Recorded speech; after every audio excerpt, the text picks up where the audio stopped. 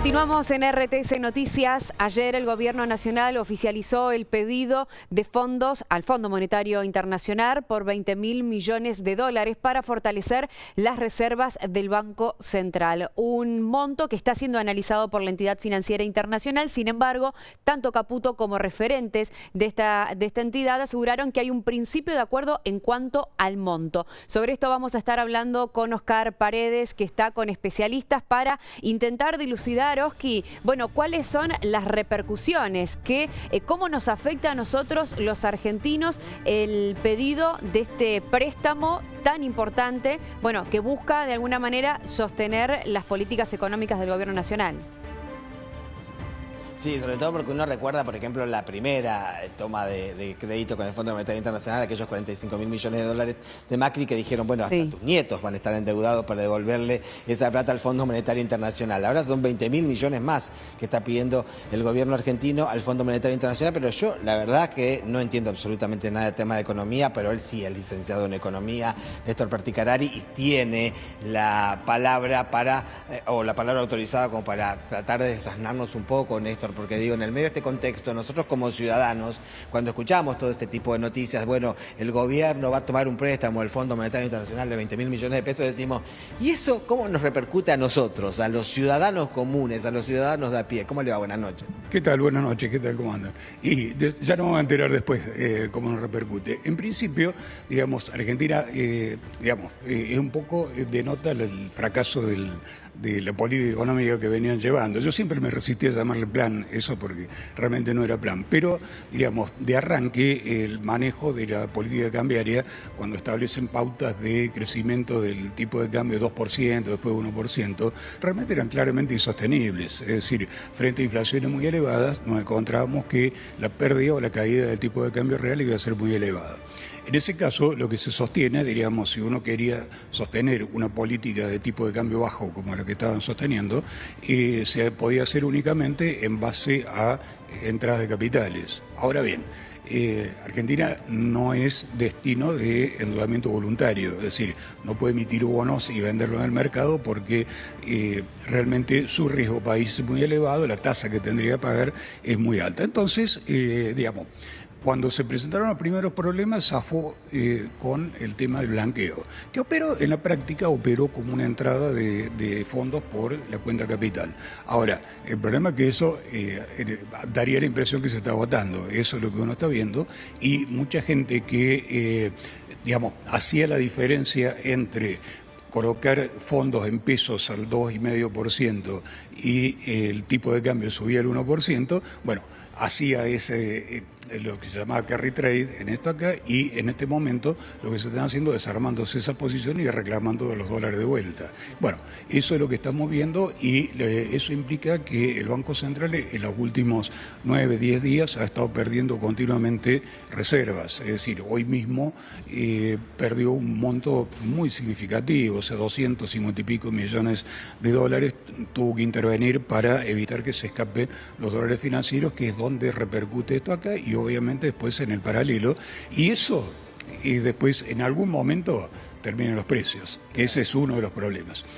La otra parte de la historia es que con el fondo todavía no hay acordado aspectos centrales de lo que es este pedido de préstamo, cosa que si hubiese sido tan exitoso el programa no se tendría que haber recurrido a ningún pedido de préstamo.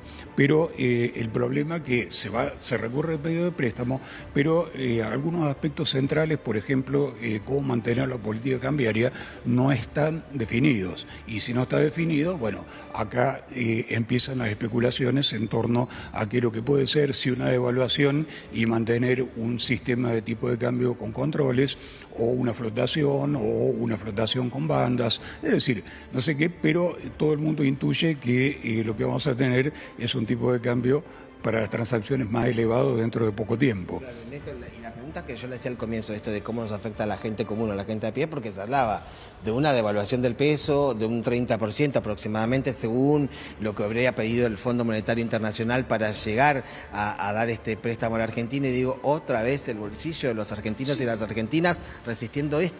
Y bueno, acá que sabemos que un toque al tipo de cambio es un toque a los precios, es decir, eso va rápidamente al nivel de precios y afectando obviamente a los ingresos reales de la gente.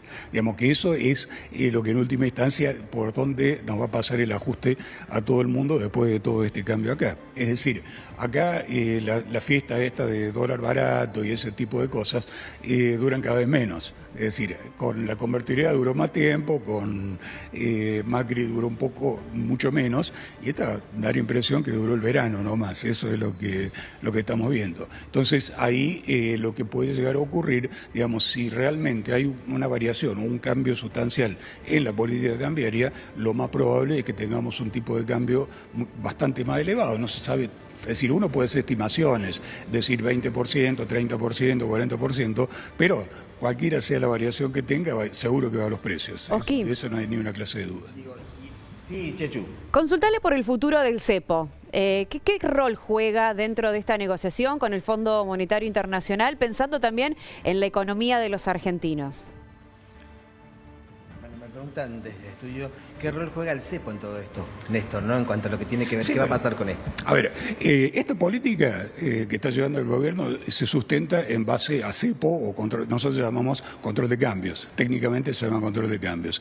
El problema es que eliminar el cepo implica dejar liberado las transacciones y lo más probable, dado una demanda potencial bastante alta, incluso se está hablando que de alrededor de 10.000 millones de dólares de dividendos no enviados por filiales acá a sus casas matrices que podían golpear fuertemente de entrada en la demanda de esto y hacer subir, pegar un fuerte brusco, una brusca alza al tipo de cambio. Digamos, mantener el cepo justamente lo que implica es decir, bueno, a vos te vendo, a vos no te vendo, o para esto no te vendo, entonces controlan la demanda de ese lado y logran de alguna manera a través de intervenciones sobre bonos que cotizan en pesos y en dólares, a través de esas intervenciones logran contener lo que se conoce como dólar MEP, o sea, los dólares estos financieros, y a través de eso el tipo de cambio nominal, el tipo de cambio paralelo. Pero